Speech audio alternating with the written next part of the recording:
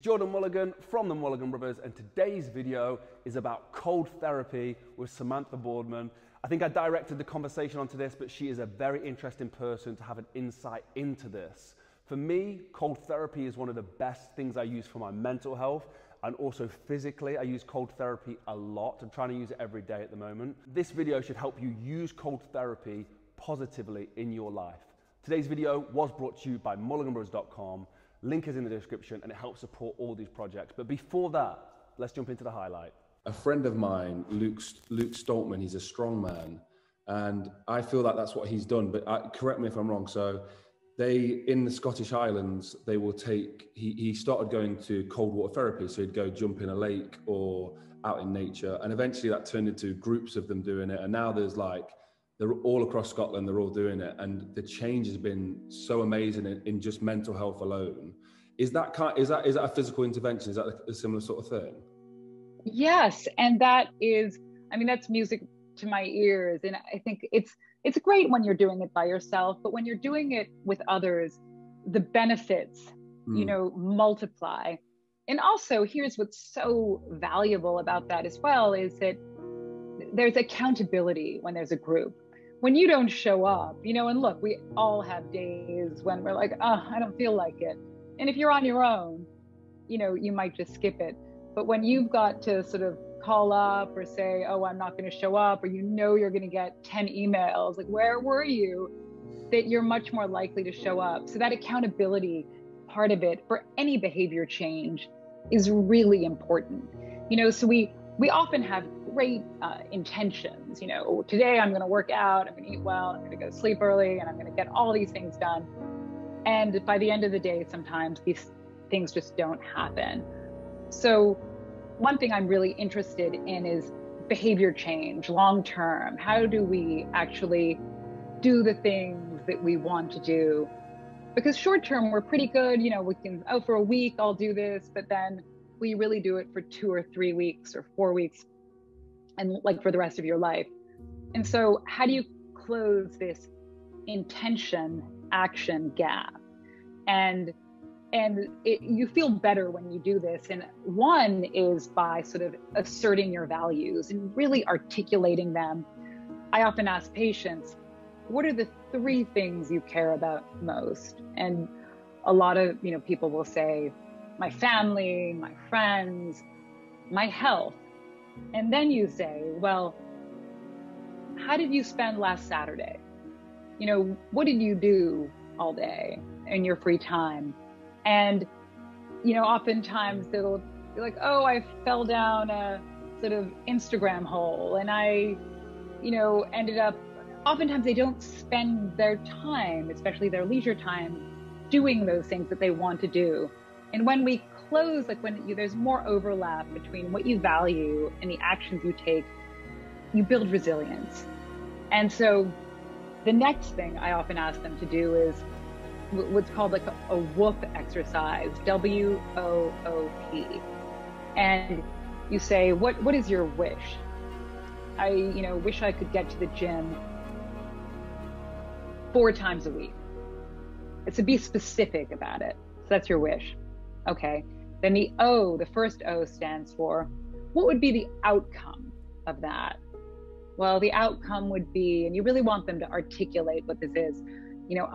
I'd feel better. I think I would, I'd be proud of myself. I'd feel stronger, and I know physically I'd be healthier. Okay. Now the third, then the next letter is, the next O is, what's the obstacle? What gets in your way of doing that? I never leave my office on time, or I end up binge watching TV and I don't make it there. So then the P is, okay, what's your plan? You have to have a specific plan. Okay, I'm going to meet my friend Jordan at the gym at 5 o'clock on, Monday, and I'm going to get there. So when you have these WOOP, W-O-O-P goals, it's wish, outcome, then obstacle, and plan. You're much more likely to follow through, to persevere, and to close that intention action gap. I love that. I think people really work well with those kind of systems in place. Like I feel like having that in place really works well. What is the importance specifically of physical health in regards to mental health? Like where is how much does it carry over? So, I mean, a great deal. And I think, my profession has just been saying like, oh, everything stops below the neck, right? Like we're just treating what's going on in the head. And I was at a recent, I had to, recertify every few years. And the lecturer is this well-known psychiatrist in America. And he's talking about all these new medications and interventions. And I raised my hand and I said, well, what about some of these lifestyle interventions? I mean, what about going to the gym, exercising more, being outside?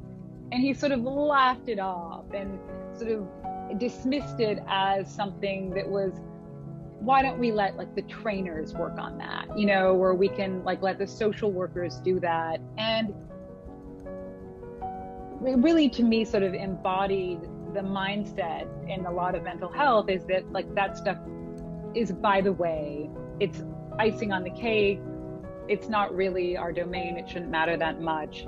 And we know that people who feel physically well feel more mentally well, and it protects them.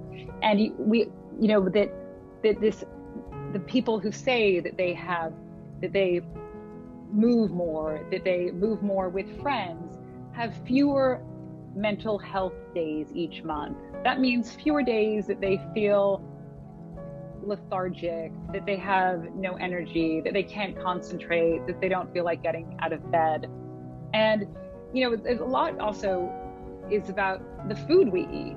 When they did this one intervention just for 4 days, asking somebody to eat the equivalent of like a milkshake and a hamburger, and a huge cheeseburger and fries and kind of a greasy spoon breakfast, that they had a harder time concentrating. They were in a worse mood. They didn't sleep as well. And on top of that, their partner noticed that they were different. And so again, it is affecting even our relationships.